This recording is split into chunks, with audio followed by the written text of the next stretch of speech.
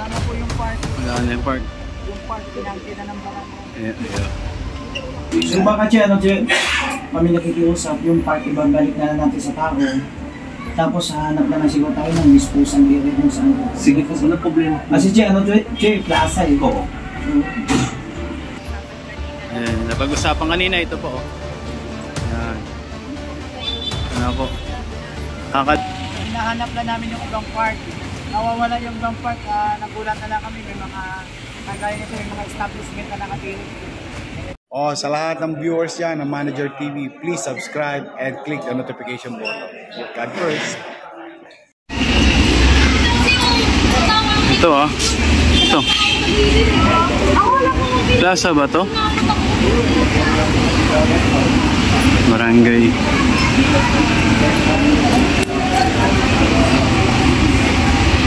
Barangay 688. Yan.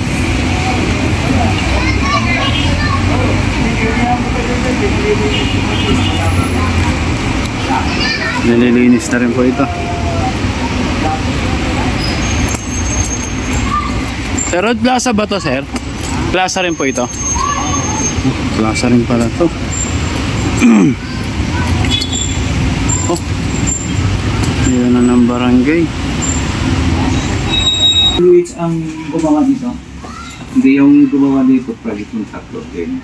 Kaya DPWH ang may approval. Actually, yung problema natin, ito lang. Kasi katulad dito, dapat dito mayroon silang MOU sa lungsod ng Manila. Memorandum of Understanding between national and local. Kasi dahil si LGU, hahanapin niya yung part niya. Hindi ba ba?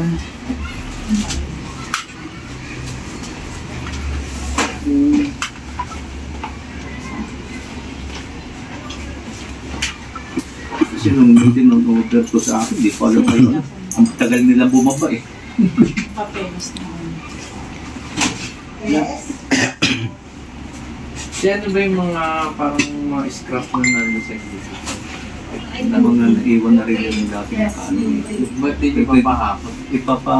Kailangan parlaan kasi nun yung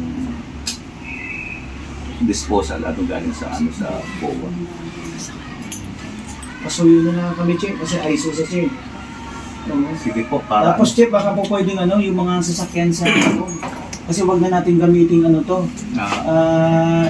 yung kahit pa paano may tapos yung portion siguro andito natin establishmento hindi na tayo baga sana ibalik natin sa park. Okay. Wala problema. Kaya i-ano ko na kasi yung nangyari kasi dito yung mga sasakyan namin nangyari pag inaano ng mga bata, marami kasi bata dito ginagasgasan ng sasakyan. Hanap na, patulong na lang kami, Che, na patanggalin dyan. Tapos yung mga basura, yung mga disposal na. Dito kasi mga nakikita yung yan, sa road clearing namin yan. So, doon namin tinatambak kasi wala kami tambakan talaga ng kaya diyan namin tinatambak yung totally naman yan, pinapahakot ko rin. So, baka, Che, kami nakikiusap, yung park ibabalik na natin sa tao. Tapos hanap na siguro tayo ng disposal area kung saan po. Sige po, wala problema. Kasi Che, plaza eh. Oo. Kasi yung ibang mga kasama namin, ito nung araw sila nagme-maintain dito, plaza talaga. Naging parking. Hindi ang kasi, ang ideya naman inaakit namin yung mga sasakyan. Yun nga sinasabi ko nga sa iyo. Kabago-bago na sasakyan, ang hahaba ng mga guhit. Pero sa akong request naman yun na ibaba namin mga sasakyan, ibababaki. Kasi Che, lalagyan natin sa kumbaga sana ibabalik natin yung may mayroon bang area na po pwede nilalagay ng halaman? Oo, marami. Parang may plant box ba sa dulo na wala? O tinalis yun na lahat. Kaya hindi nagpatay sa Che? Dati na yan. Nung naupa ako nung pagawad ako, yung dating chairman na napatay siya. Kasi totoo lang siya, hindi ka lang kasi isang chairman din na nagkaroon ng ganitong problema. Opo. Na yung barangay, ginawa ng nasyonal, hindi alam ng lungsod ng Maynila. So, yun. Medyo ano nga, kaya lang ito, 2016 pa nangyari. Ito yung 2016 ko yung inalot ko yung sa panahon pa ni Erap. Kasi ang nag-award na ako dito na nag-upload sa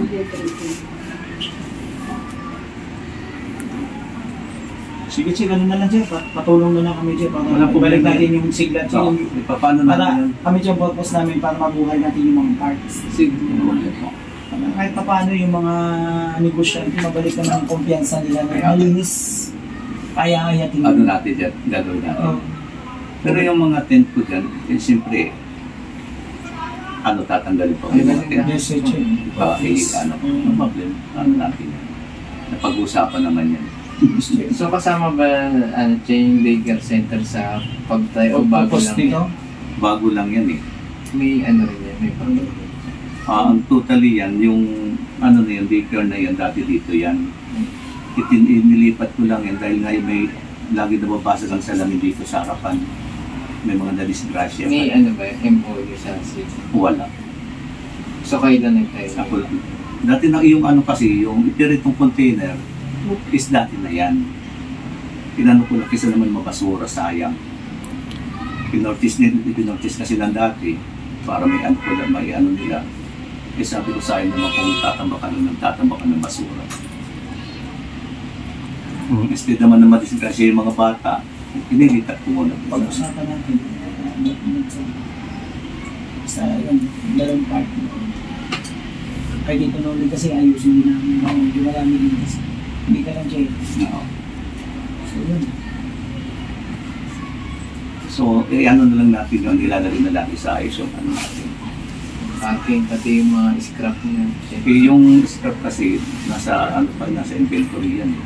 Kaya nahirapan din kami yung mga basta madali lang, Jay. Ano mo lang, picture mo lang. Pasa mo sa kanila. Kanino sa Wow. Sa kuha siya, madali lang. Alam nila naman, hindi na mapapakinabangan, bulok-bulok na rin. Alam naman nila kapag may picture na evidence na unusable na. Pwede kami mag-witness dyan na pinapadispose nyo. Sige. Ay, so titingnan eh. Sige pa, hinirin ako sa inyo na pa-witness ako sa inyo para natin. Dispose mo na. Para malinis din ako. Kasi matagal ko na rin gusto linisin yan. Kaya iniisip ko lang yung mga papeles din dyan.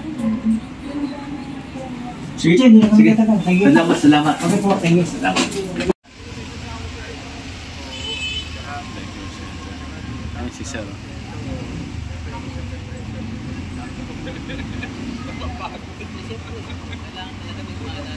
Ayan, titignan ni Sir yung pwede pang taniman ng halaman. Wala na po yung park. Wala na yung park. Yung park, pinangkin na ng barangay. Ayan. Oo nga po, Sir. Ano? Ayan, napag-usapan kanina ito po. Ayan. Ito na po. Kakalungkot lang yung plaza natin. Ayan.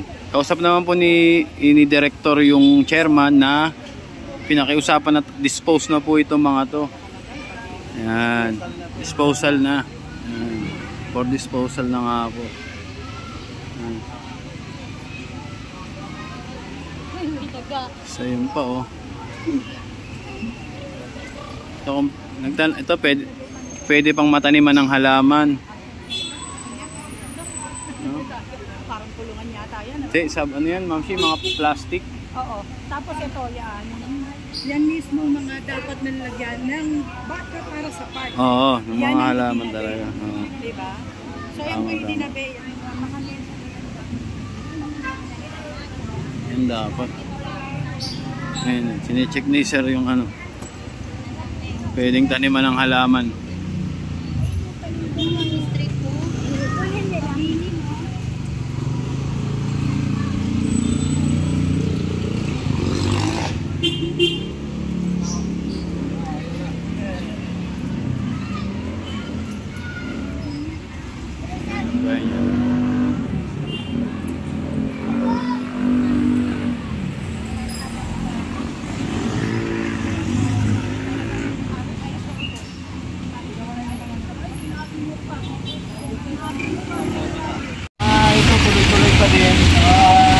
hinahanap na namin yung ibang part. Nawawala yung ibang part, nagulat na lang kami, may mga kagaya nito, may mga establishment na nakatira. So, inaalam namin kung bakit nangyaring gano'n. Tingnan natin. Part natin. Yes sir. Yes, sir. Ibig sabihin, Director, may possibilities ma-demolish po ba ito? O pwede po, nangyaring gano'n. Pwede nga. Tingnan natin, sa utos ng ating mahal na mayor. Sir, tanong ko lang po kasi kanina sinabi ni Chairman, parang 2016 yata tinurn over sa kanya. Ang problem lang kasi ganito, no? Maalala na natin sa ating mga barangay, no? Mga barangay dyan, no? Sa lahat ng kawani ng gobyerno. Bago tayo maglagay ng establishmento sa pag-aari ng gobyerno o kaya ng lungsod ng Maynila, make sure na mayroon tayong tinatawag na MOU, Memorandum of Understanding between City ng Maynila at kayo. Kasi kung wala, mangyayari niyan, wala. Kasi katulad nito, alam sana natin na may ganitong establishment kung may Wala akong papel talaga. may papel sila. Ang nag-uusap madalas kasi si DPWH tsaka si barangay. So si City ng Maynila wala. Kaya laging paulit-ulit ang sinasabi ng ating buting alkalde na lahat po yan dapat dumadaan sa lungsod ng Maynila. Kusina muna, sabi nga nila. Pero sir, yun po ba yung sa DPWH saka yung sa barangay legal din na po ba yun? Sila may usapan kailan dapat alam ng lungsod ng Maynila. Yes, tama po. At ang lungsod ng Maynila, unang-una, siya yung magbibigay, number 1, building permit, occupancy permit. Siya magbibigay ng permit na yung tinatayong establishmento ay dumadaan sa pagsusuri ng ating mga city engineer. Director, matanong ko lang, mayroon po bang kaparusahan yung mga basta-basta nagtatayo po sa mga hindi dapat tayuan na lugar? Siguro, ang tanongin niyo po yung mga congressman po kasi po. Ayun, sila rin kasi Yes po, kasi sila po supposed to be magpapatupad ng batas. Opo. Ayan, maraming salamat. Thank you po, Sir Mark. Tuloy-tuloy pa rin ang ating clearing operation. Yan, tuloy-tuloy. Tingnan nyo naman, oh. Yes, sir. Punong-puno na. Puno yung mga truck. Kanina pa nga, mga 1 o 1:30 nag-start po. Pangalawang balik na po yan, sir. Kasi gusto namin ibalik yung ating mga park sa ating mga kababayan na namamasyal, na nagmumuni-muni o nagpapahinga. Yes. Diba? Kahit pa paano maramdaman nila. Yes. Ito, katulad dito. May mga part kasi kami na hinahanap na mga nawawala. Ito, matatagpuan natin. Yung mga nakalagay. Director, hindi ko lang yung mensahe mo sa ating booking ngayon, Mayor Isko Moreno, na pinagkatiwalaan ka po sa itong trabaho po. Sa ating buting alkalde, hindi po kami titigil, boss. Hanggang may mga part pa tayo na hindi pa naaayos. Tuloy-tuloy kami. Ay katulad ng sinasabi ng ating buting alkalde, hindi kami magpapahinga. Hanggang kaya. Isaabot na kami mga kaya. Kung kaya namin gawin yung araw, ng gabi ang araw, gagawin namin para matapos yung 24/7, sir. Masipag ang ating mayor, masipag din ang mga kawani niya rin. Yes, exactly. Sir, hanggat kayang buhay ng plaza, bubuhay natin. Yes, sir. Hanggang kaya natin buhay ng plaza. Kasi yun ang pupunta ka ng isang lugar. Sa Maynila ako, maganda yung Yes, Sabi tama. no, Director, ang dami pala nating plaza na hindi natin Oo nga, ngayon lang namin na. Kasi yung iba, nagpapasyal pa sa iba para makapaglaro yung mga anak nila. And meron naman pala tayo. Yes, tama. Ayan, salamat, Thank you po, Director. Thank you po, Sir Mark. Thank you, Sir Mark. Thank you, Sir Mark.